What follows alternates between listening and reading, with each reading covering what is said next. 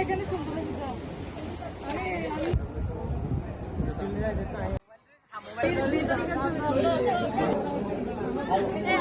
আজকে আমার ভিডিও ছেড়ে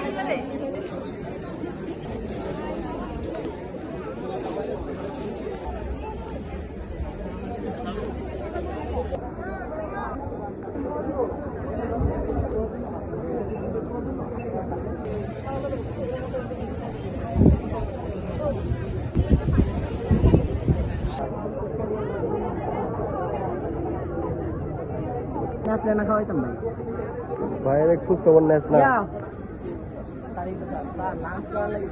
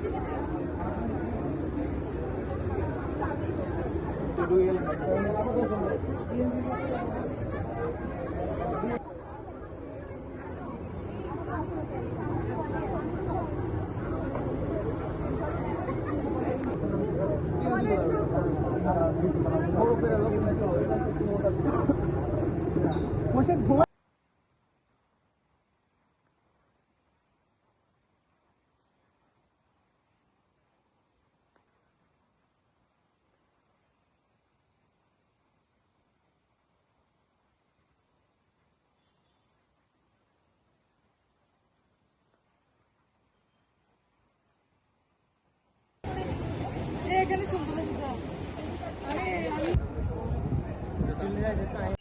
নোয়াখালী বিজ্ঞান ও প্রযুক্তি বিশ্ববিদ্যালয়ের সার্বিক তত্ত্বাবধানে আজ প্রথমবারের মতো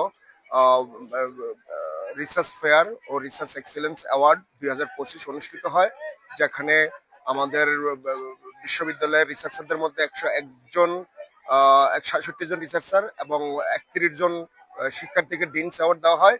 এবং আমাদের এখানে প্রায় 48টা স্টল ছিল আমাদের রিসার্চ ফেয়ারে। এখানে 33টা ডিপার্টমেন্ট ও ইনস্টিটিউট এবং আমাদের 6টি ক্লাব এবং অফিস, বাকিগুলো আমাদের বিভিন্ন অফিস বা দপ্তরের স্টল ছিল। এবং আমাদের এখানে 48টা স্টল থেকে 3টা বেস্ট স্টলকে পুরস্কার প্রদান করা হবে। তো আমি প্রত্যেকটা স্টল ঘুরে ঘুরে দেখলাম যে প্রত্যেকটা ডিপার্টমেন্ট সুন্দরভাবে তাদের কাজগুলো রিপ্রেজেন্ট করছে। তো আমার মনে হয় যে এগুলো দেখে আমার অনেক ভালো লাগছে।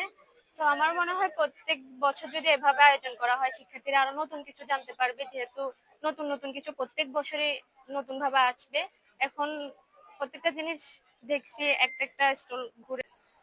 যে বিশ্ববিদ্যালয় দিবস উপলক্ষে আমাদের নোয়াখালীতে রিসার্চ ফেয়ারে যে আয়োজনটি করা হয়েছে যেটি সম্পূর্ণই নতুন।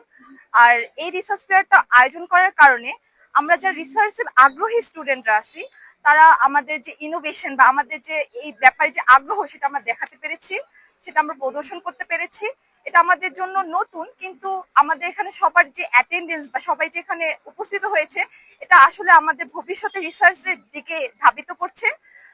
আজকে এই রিসার্চ ফেয়ার অত্যন্ত আনন্দের একটি দিন। আমরা আসলে বহুদিন পর, আমার ক্যাম্পাসে আসার পর থেকে আমি আসলে এই ধরনের আয়োজন কখনো দেখিনি। সুতরাং এই যে স্টলগুলো হয়েছে, প্রত্যেকটা স্টল বিভিন্নভাবে নিজেদেরকে উপস্থাপন করছে, ঘুরে ঘুরে দেখতে আমাদের খুবই ভালো লাগছে। আমি দেখছি প্রতিটি স্টুডেন্টই অত্যন্ত আনন্দের সাথে আসলে বিশ্ববিদ্যালয় দিবস এবং রিসার্চ ফেয়ারটি উদযাপন করছে এবং আনন্দ করছে।